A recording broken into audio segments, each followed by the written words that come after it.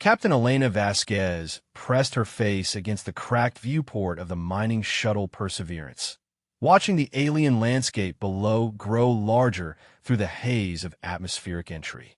The shuttle shuddered and groaned around her, its hull scorched black from the emergency landing that had brought them to this unknown world 3 days ago. Still no response from the beacon, reported Marcus Chun, her chief engineer, his voice tight with worry. The man had been working around the clock to repair their communications array, but the damage from the asteroid collision was too severe. They were stranded on an uncharted planet with no way to call for help. Elena nodded grimly. The Perseverance had been conducting a routine mineral survey in the outer rim when a rogue asteroid had torn through their navigation systems and main engines. They had barely managed to reach this planet's surface before the shuttle became a flying coffin. How long before the recyclers give out? She asked Dr. Sarah Kim, their xenobiologist who had been monitoring their life support systems. Maybe 2 weeks, if we ration everything perfectly, Sarah replied, not looking up from her tablet.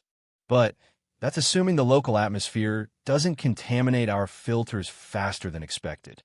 Elena walked to the rear of the shuttle, where their fourth crew member, pilot Jake Morrison, lay unconscious on a makeshift medical bed. A piece of shrapnel from the asteroid impact had pierced his abdomen during the crash landing. Sarah had done what she could with their limited medical supplies, but Jake needed real surgery and equipment they simply didn't have. The planet outside seemed hostile to human life. The atmosphere contained oxygen, but at levels too low for prolonged survival without assistance. Strange blue-green vegetation covered most of the visible landscape, and preliminary scans had detected several large life forms moving in the distance. None of the crew wanted to find out what those creatures might be. On the second day, they had detected artificial structures about 20 kilometers north of their position. The buildings appeared to be made from some kind of crystalline material that reflected light in unusual patterns.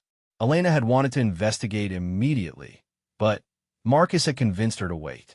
First contact protocols existed for good reasons, and approaching unknown aliens while desperate might send the wrong message. Captain, Marcus called from the communications station. I'm picking up something on the short-range sensors. Multiple contacts approaching from the north. Elena hurried to his position and studied the display. 6 distinct signatures were moving toward their shuttle in a coordinated formation. They were traveling fast, covering ground at a pace that would bring them to the crash site within the hour. Could be some kind of vehicles, Marcus suggested. The power signatures are consistent with advanced technology. Or very large animals with unusual energy patterns, Sarah added nervously. We don't know anything about this world's ecosystem. Elena made a decision that would change everything. We're going to make contact, get the universal translator working, and prepare a basic first contact package. If these are intelligent beings, maybe we can establish communication. The next hour passed slowly as the crew prepared for what might be their only chance at survival. They had enough portable life support for a brief meeting outside the shuttle, and Sarah had compiled basic mathematical concepts and stellar charts that might help establish peaceful intent. When the visitors finally appeared, Elena felt her breath catch in her throat. The 6 beings approaching their shuttle looked like living crystal sculptures. They stood roughly 8 feet tall, with bodies that seemed to be carved from translucent blue stone. Veins of silver light pulsed through their forms like a circulatory system made of electricity. Most remarkably, they moved with a fluid grace that suggested high intelligence and purpose. The lead figure raised one crystalline arm and projected a series of geometric patterns into the air above its head. The display cycled through mathematical sequences, chemical formulas, and what appeared to be star charts. Elena recognized the universal greeting protocols that Earth's Xenological Institute had developed for first contact scenarios. They know about us, she whispered to her crew. Somehow, they understand human communication standards. Elena activated her suit's external speakers and began transmitting the standard first contact response. She projected Earth's location relative to local stellar landmarks and demonstrated basic mathematical concepts. The crystalline beings responded immediately, their light patterns becoming more complex and detailed. Over the next several hours, a basic communication system emerged. The beings, who called themselves the Kithara, possessed translation technology far beyond human capabilities. They had been monitoring radio transmissions from various species across the galaxy for centuries, learning languages and cultural patterns from intercepted communications. The Kithara leader, who identified itself through a complex light pattern that roughly translated to Guardian of the Northern Reaches, explained that they had detected the shuttle's crash and had been debating whether to make contact. Elena's decision to attempt communication had impressed them. Most species, the Guardian explained, either fled in fear or attacked when faced with the unknown. Your companion suffers from internal damage, the Guardian observed, somehow scanning Jake through the shuttle's hull. We possess medical knowledge that might preserve his life, but such assistance would create what your species calls a debt of honor. Elena didn't hesitate. What kind of debt? The Kithara do not forget kindness or obligation. If we save your companion and help you return to your people, you will be marked in our memories as friends. Should we ever require assistance, we would call upon you. And if we can't help when you call, the Guardian's light patterns shifted to something that might have been amusement. We are patient beings, Captain Elena Vasquez. We think in terms of centuries, not years. The debt might be collected by your children's children or their children, but it will be remembered. Elena looked back at Jake, whose breathing had become increasingly labored. Without help, he would die within days. We accept your terms. The Kithara medical intervention was unlike anything the human crew had ever witnessed. 3 of the crystalline beings entered the shuttle and surrounded Jake's unconscious form. They projected fields of soft blue energy that seemed to pass through matter without affecting the surrounding equipment. Elena watched in amazement as Jake's internal injuries began healing at a visible rate. "How is this possible?" Sarah whispered, recording everything with her scientific instruments. "We manipulate what your science calls quantum fields," the Guardian explained. "Matter and energy are different expressions of the same fundamental forces. When properly understood, healing becomes a matter of restoring correct patterns." The process took 6 hours. When it was complete, Jake's vital signs had stabilized completely. The shrapnel had been harmlessly dissolved, and his damaged organs had been restored to perfect health. He would sleep for another day while his body adjusted to the repairs, but he would live. The Kithara also assisted with the shuttle repairs, though they explained that they couldn't simply fix everything with their energy manipulation. "Your technology follows different principles than ours," the Guardian noted. "We can repair the damage, but we cannot improve your designs without risking incompatibility with your other systems." Marcus worked alongside the crystal engineers, learning more about advanced material science in 2 days than he had in his entire previous career. The Kithara shared knowledge freely, explaining that information became more valuable when distributed rather than hoarded. "Your species fascinates us," the Guardian told Elena on their final evening on the planet. "Most beings we encounter are either primitive or have become so advanced that they've lost interest in physical existence. Humans occupy a middle ground that we find refreshing." "What do you mean?" "You possess advanced technology, but you still value individual life. You explore the unknown, but you don't abandon your companions when faced with danger. You're willing to accept help from strangers, but you understand the concept of obligation and honor." The Guardian paused, its light patterns cycling through what Elena had learned indicated deep thought. "We have observed many species across the galaxy. Most either destroy themselves before reaching the stars, or they evolve beyond the need for material concerns. Your people may be among the few who can advance without losing their essential nature." On the 4th day, the Kithara helped launch the repaired shuttle back into orbit. They had provided navigation data that would guide the humans to a shipping lane where rescue was certain. They had also given Elena a small crystalline device that would serve as a beacon. "When we call for assistance, activate this device," the Guardian instructed. It will send a message across the quantum substrate that underlies normal space. Distance will not matter. We will know that you have heard our request. How will we know what kind of help you need? The beacon will provide all necessary information when the time comes. Until then, live well and remember that the Kithara consider humanity to be friends. Elena carefully secured the device in her personal equipment case. It was about the size of a smartphone, but felt warm to the touch and seemed to pulse with its own internal light.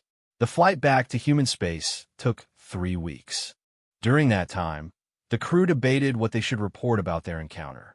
First contact protocols required full disclosure to Earth's Xenological Council, but Elena worried about how the government might react to news of such an advanced alien civilization. They could have killed us easily, Jake pointed out once he had recovered. Instead, they saved my life and helped us get home. They didn't ask for anything except a promise to help them if they ever needed. A promise that might not be fulfilled for generations, Sarah added. They think in terms of centuries. By the time they call in this debt, we might all be dead. But humanity will remember, Elena said firmly. We'll make sure of that. When they finally reached the mining station at Kepler 442b, Elena filed her official report with complete honesty. She described the Kithara's technology, their peaceful nature, and the agreement that had been made. She also registered the beacon device with the Colonial Authority and ensured that its existence would be noted in permanent records. The response from Earth was mixed. Some officials celebrated humanity's first peaceful contact with an advanced alien species. Others worried about the implications of owing a debt to beings with such superior technology. A few suggested that the beacon might be some kind of surveillance device or trap. Elena retired from active duty 6 months later and took a position with the Colonial Authority's Xenological Department. She spent the next 15 years working to establish protocols for future alien contact and ensuring that the promise made to the Kithara would be honored by future generations. The crystalline beacon sat in a secure facility on Luna, monitored constantly by automated systems. Every year on the anniversary of first contact, Elena would visit the device and confirm that it remained inactive. She often wondered what kind of help the Kithara might eventually need and whether humanity would be ready to provide it. As the years passed, the story of the Kithara encounter became a standard case study in xenological training programs. New diplomatic protocols were developed based on the principles the crystalline beings had demonstrated. Elena's decision to attempt communication rather than flee or fight became a model for how humans should approach contact with unknown species. Elena published several papers on Kithara society and technology, though much of their science remained beyond human understanding. She theorized that the crystalline beings might be an artificial species that had evolved beyond their biological origins, but she could never prove this hypothesis. The beacon remained silent for 37 years. Elena had grown old and retired to a small apartment on Mars when the device finally activated. She was 89 years old and confined to a wheelchair, but her mind remained sharp.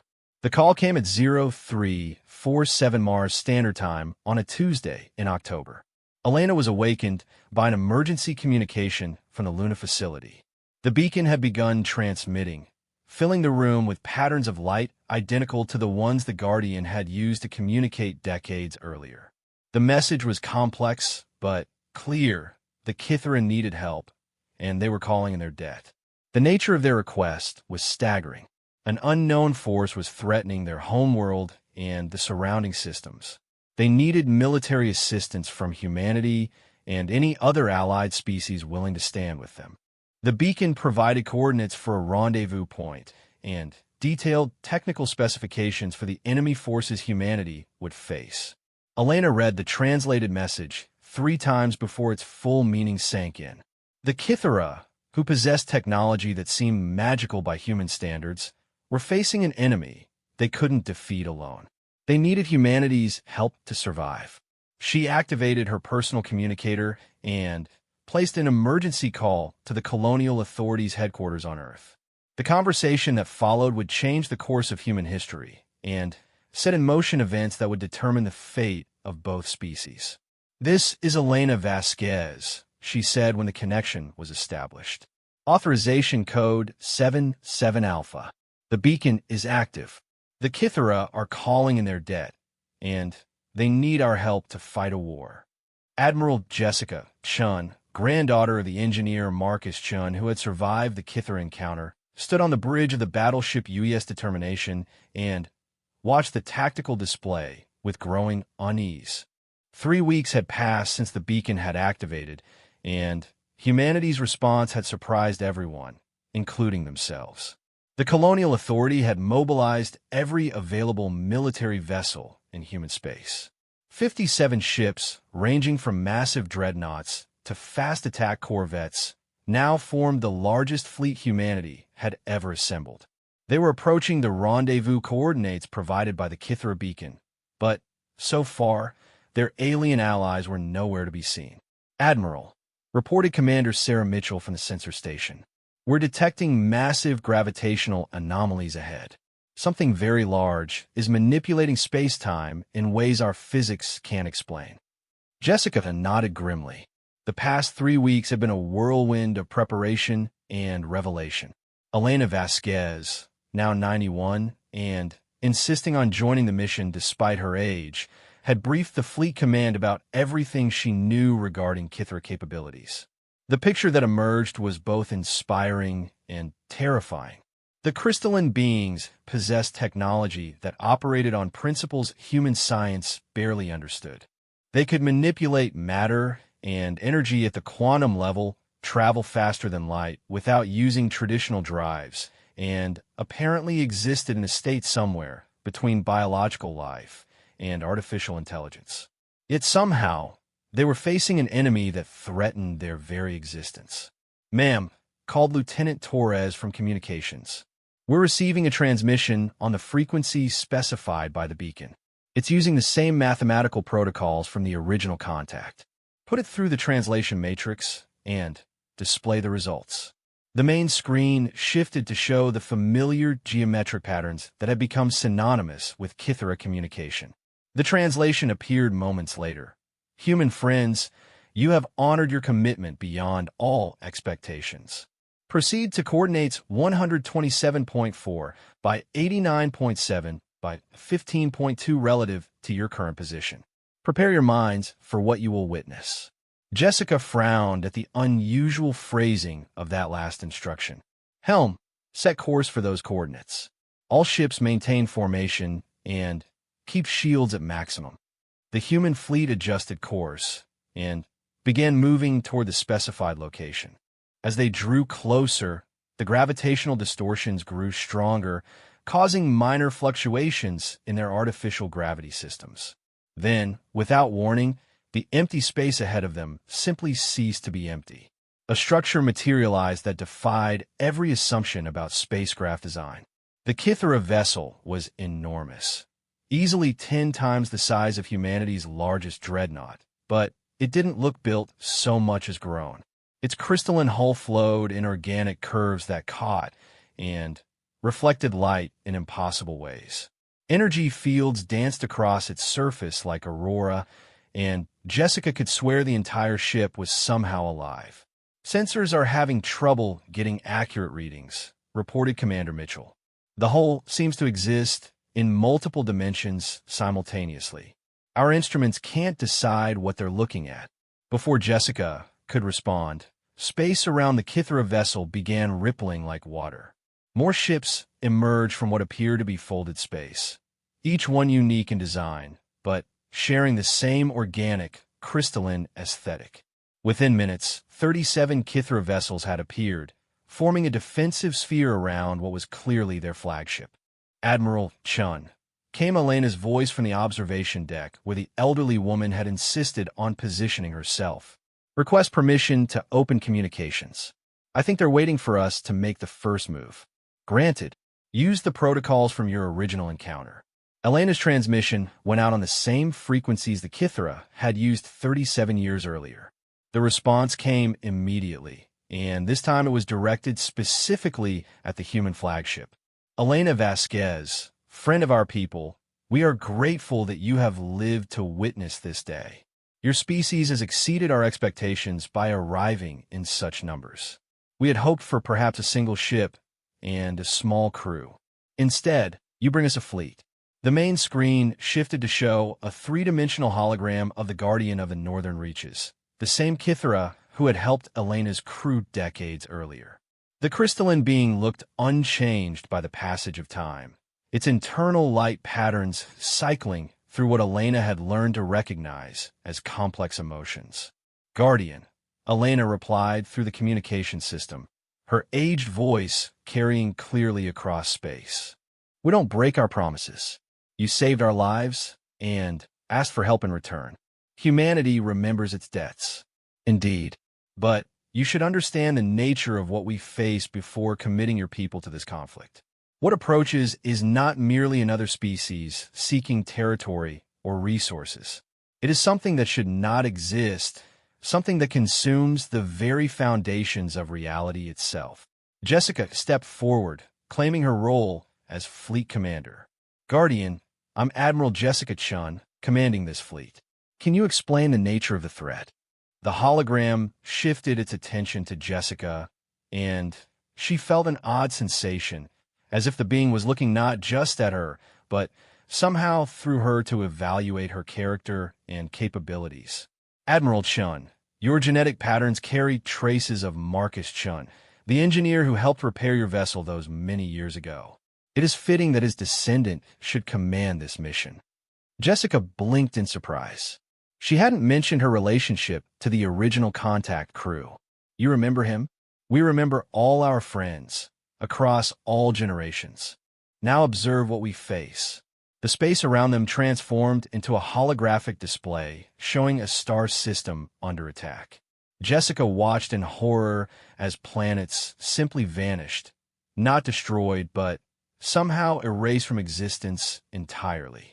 The attackers were ships, if they could be called that, but they seemed to be made from absolute darkness given physical form. "The Devourers," the Guardian explained, "are not truly alive in any sense we understand.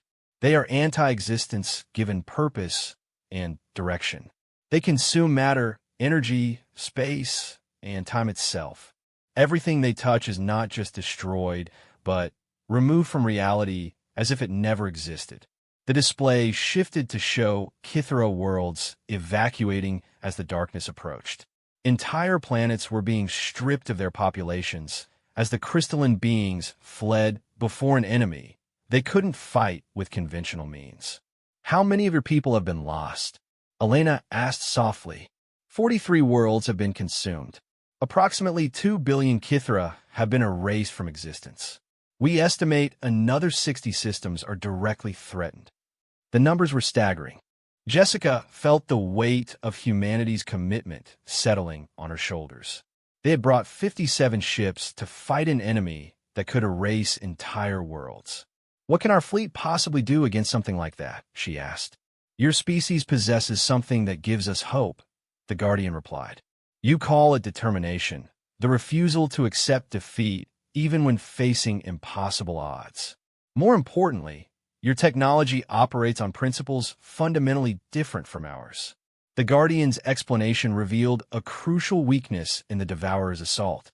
The dark ships could only consume energy and matter that followed predictable quantum patterns. Kythera technology, with its precise manipulation of fundamental forces, was easily absorbed and turned against them. "Human technology is chaotic by our standards," the Guardian continued. "Your weapons use chemical explosives, kinetic projectiles, and fusion reactions that create quantum interference patterns. The Devourers cannot predict or easily consume such disorganized energy signatures." Jessica began to understand. "You need us because our primitive technology is harder for them to counter than your advanced systems." "Precisely. And you need us because your weapons alone cannot penetrate their defenses. But together, we might create combinations that neither the Kythera nor the Devourers have encountered before." The next 12 hours were spent in intensive tactical planning. Kithra science officers worked alongside human engineers to develop hybrid weapon systems that combine the precision of crystalline energy manipulation with the unpredictable chaos of human explosives. The results were weapons that defied classification, but showed promising theoretical effectiveness against Devourer hulls. Elena spent much of this time in private consultation with the Guardian, sharing everything humanity had learned about combat tactics and strategic thinking since their first encounter. The Kithara, despite their advanced technology, had little experience with warfare on such a scale. Your species has a talent for organized violence that we find both disturbing and necessary, the Guardian admitted. We are builders and shapers. You are survivors and fighters. Perhaps that is why our first meeting was so significant. The combined fleet set course for the nearest threatened Kithra system, a world called Therian Prime that housed a major research facility. Intelligence suggested the Devourers would attack there within 72 hours, seeking to consume the accumulated knowledge of millions of years of scientific advancement. During the journey, human crews worked frantically to install Kithra energy projectors on their weapon systems. The crystalline beings provided focusing crystals that could channel and direct the chaotic energy of human explosives, creating hybrid weapons with unprecedented destructive potential. Jessica found herself working closely with a Kithra tactical specialist who called itself Harmony of Calculated Violence, a designation that suggested their species had chosen individuals specifically suited for military cooperation with humans.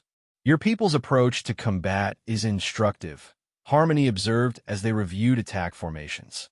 You plan for scenarios we would never consider, anticipate failures we cannot imagine, and develop contingencies for contingencies. It is simultaneously illogical and brilliant. The first battle came sooner than expected. The Devourers attacked Therian Prime a full day ahead of schedule, forcing the combined fleet to drop out of faster-than-light travel and engage immediately. Jessica's first sight of the enemy in person filled her with a deep, primal terror that she had to fight to overcome. The Devourer ships were voids in space, areas where starlight simply stopped existing. They moved with purpose, but no apparent propulsion, sliding through space like tears in reality itself. All ships, engage at maximum range, Jessica ordered. Do not let them get close to the planet. If they reach the surface, everyone down there dies. The battle that followed redefined both species' understanding of space combat. Human ships fired modified kinetic rounds guided by Kithara targeting systems. The hybrid projectiles punched through Devourer defenses that had previously been impregnable, tearing holes in the darkness that revealed something even more disturbing underneath. Admiral, reported Commander Mitchell with barely controlled horror in her voice. Sensors are detecting something inside the damaged Devourer hulls. It looks like pieces of consumed matter being held in some kind of null space matrix. Jessica realized they weren't just fighting ships, but mobile prisons containing the erased remnants of everything the Devourers had consumed. Guardian, are you seeing this? We see it. The Devourers do not destroy matter, but store it in dimensional pockets outside normal space-time. If we could find a way to destabilize those pockets, we might be able to restore everything they've taken. Elena finished from her position on the observation deck. The old woman's eyes were bright with the possibility of undoing the massive destruction the enemy had caused. The battle for Therian Prime lasted 8 hours and cost the human fleet 6 ships, including the destroyer UES Defiant with all hands. But when the last Devourer vessel had been destroyed or driven off, the research facility remained intact and functional. More importantly, the hybrid weapons had proven devastatingly effective. The combination of human chaos and Kithara precision created energy patterns that the Devourers couldn't absorb or predict. For the first time since the conflict began, the crystalline beings had hope for eventual victory. Your people have given us something we had lost, the Guardian told Jessica after the battle. The belief that this enemy can be defeated. We owe humanity a debt that can never be fully repaid. Jessica looked out at the stars where 6 human ships would never return home and felt the weight of command settling more heavily on her shoulders. We're not fighting for debts anymore, Guardian. We're fighting for survival. All of us.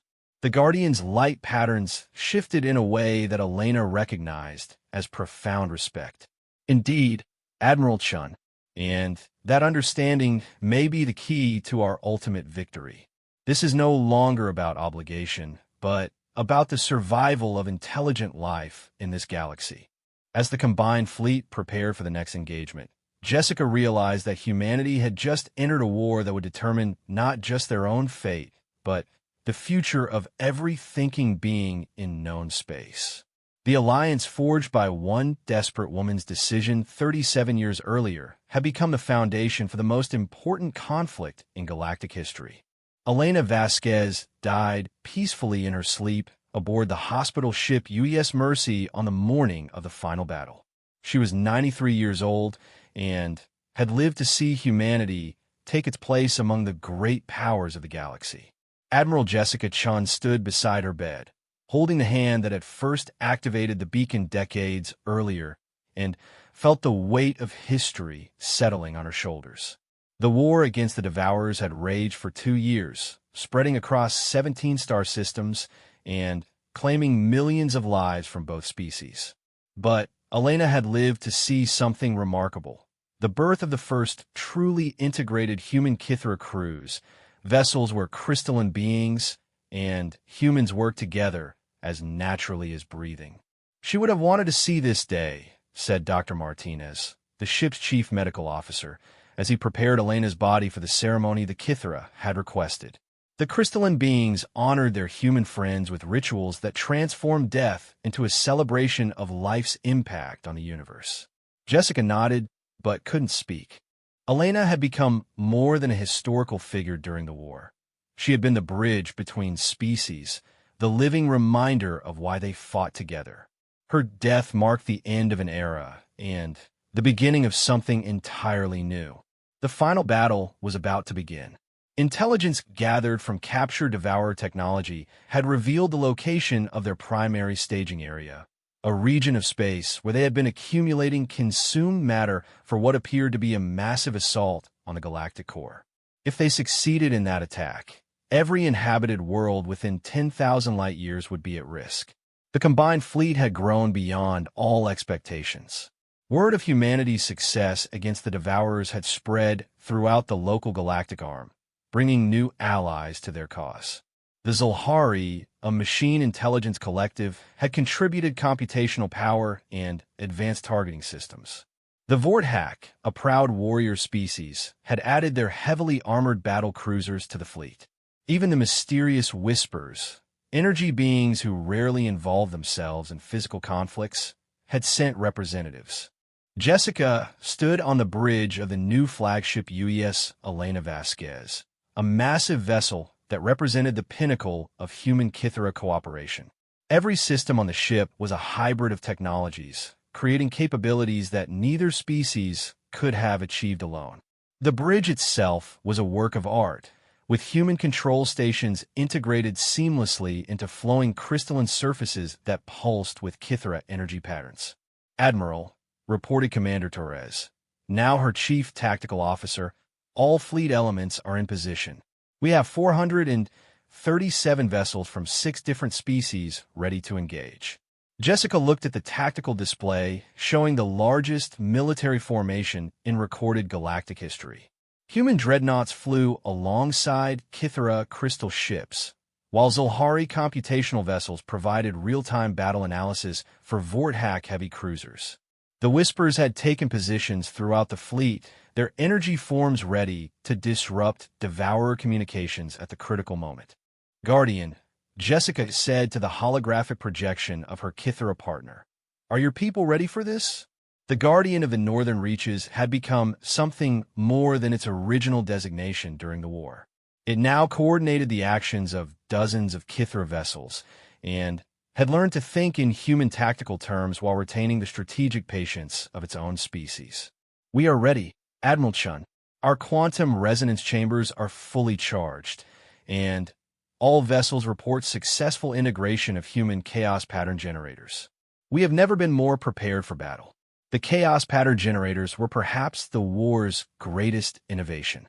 Human engineers had learned to weaponize their own species' unpredictability, creating devices that generated truly random energy fluctuations.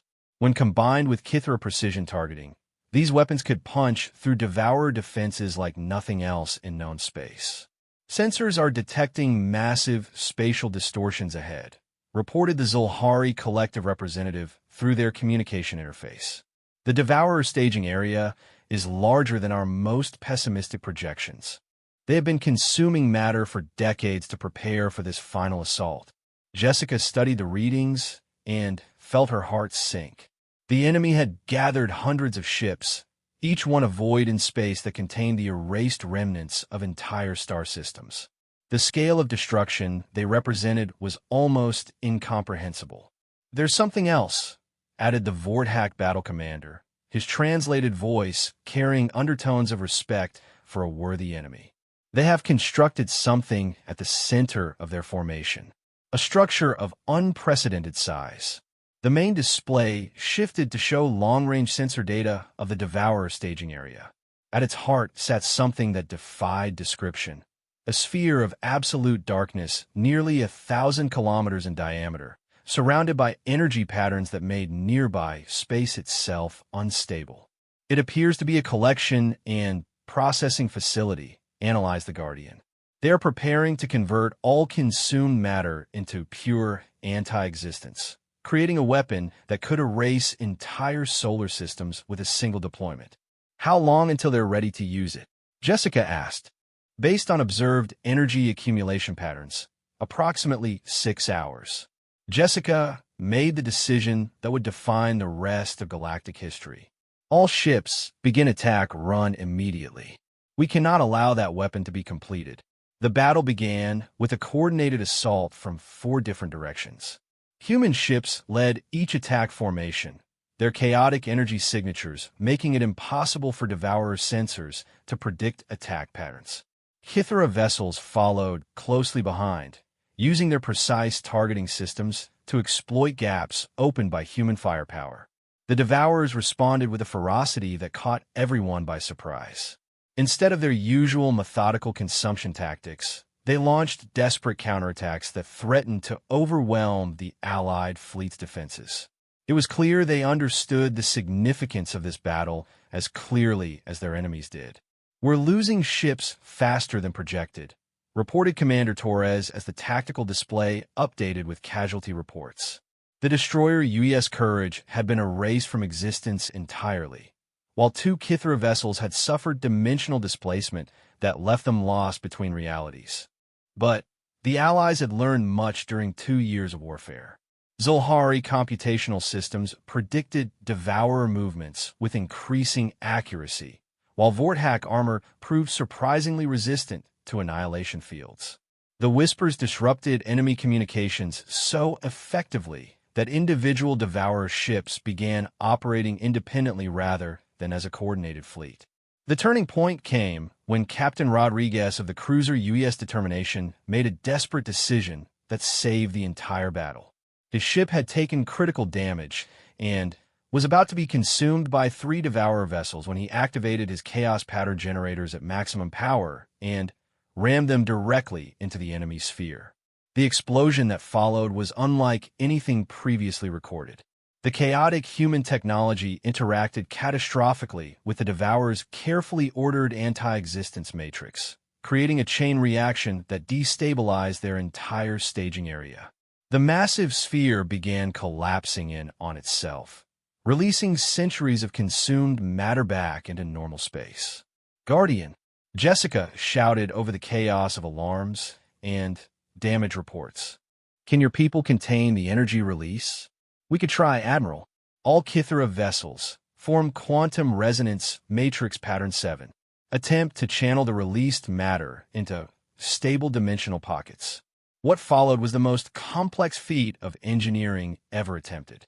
27 Kithra ships linked their quantum manipulation systems and began reshaping space-time around the collapsing Devourer facility. Meanwhile, human ships provided cover fire against the remaining enemy vessels that were trying to interrupt the process. The battle raged for 8 hours while the Kithara worked to contain forces that could have destroyed half the star system. Jessica watched ship after ship fall to defend the crystalline vessels, knowing that failure meant the death of everything within 100 light-years. When the containment field finally stabilized, the results were miraculous. Not only had the Devourer weapon been destroyed, but the released matter was beginning to coalesce into recognizable forms. Planets that had been consumed decades earlier were slowly materializing from the quantum foam, their original patterns restored by Kithara precision and human determination. The impossible has been achieved, the Guardian announced with light patterns that conveyed wonder beyond words. The consumed matter retains enough quantum information to be restored. We can bring back everything they destroyed. Jessica felt tears streaming down her face as she watched dead worlds return to life on the tactical display. The scope of what they had accomplished was staggering. Not just victory over an implacable enemy, but the resurrection of entire civilizations that had been thought lost forever. The surviving Devourer ships, cut off from their central facility, began a fighting retreat toward unknown regions of space. Without their massive matter reserves, they posed no immediate threat to inhabited systems. The war was effectively over. The aftermath of the victory brought changes that transformed the entire galactic region. The alliance forged in desperation became a permanent confederation of species working together for mutual defense and exploration. Human chaos pattern technology was refined and shared with all allied species, while Kithara quantum manipulation became the foundation for new forms of faster-than-light travel. Jessica found herself appointed as the first Supreme Admiral of the Galactic Defense Force, commanding fleets that included vessels from dozens of species. But the position she treasured most was her role as keeper of Elena Vasquez's legacy, ensuring that future generations understood how one woman's decision to help strangers had saved the galaxy. The restoration of consumed matter took 17 years to complete. As each world returned to physical existence, its inhabitants emerged from quantum storage with their memories and cultures intact. They spoke of experiencing the time as a dreamless sleep, aware on some level that they still existed, but unable to interact with normal space-time.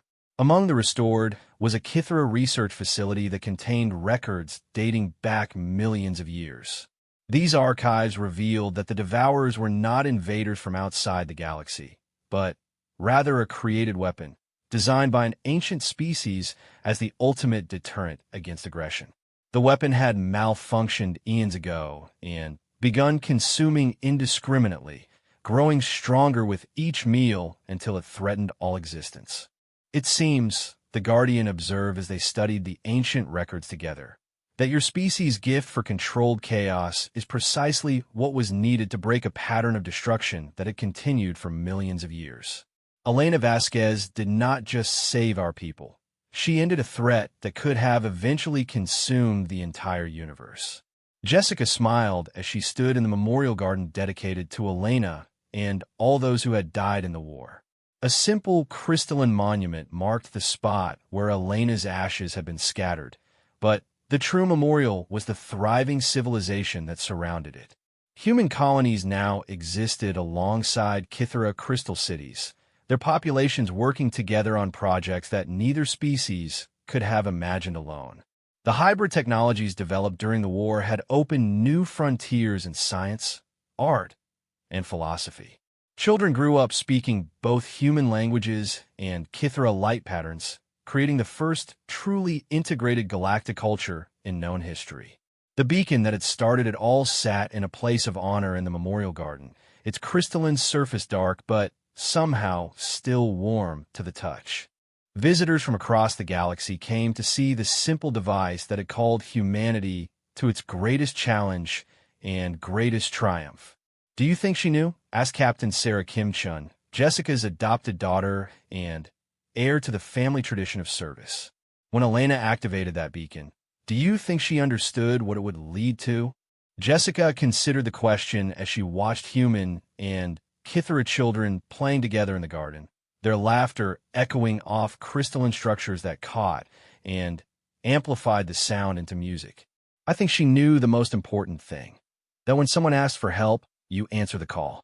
Everything else was just the details we had to work out along the way. The galaxy had been saved by the simple decision of one human to treat strangers as friends. It was a lesson that would be taught in schools across 100 worlds, ensuring that future generations would understand the power of compassion backed by determination. Elena Vasquez had kept humanity's promise, and, in doing so, had given birth to a new age of cooperation among the stars. The war was over. The galaxy was safe. And, somewhere among the stars, new civilizations were learning the story of how a small mining shuttle crew had changed the fate of all intelligent life by refusing to abandon their principles when faced with the unknown. It was, Jessica reflected, exactly the kind of impossible thing that humans did best.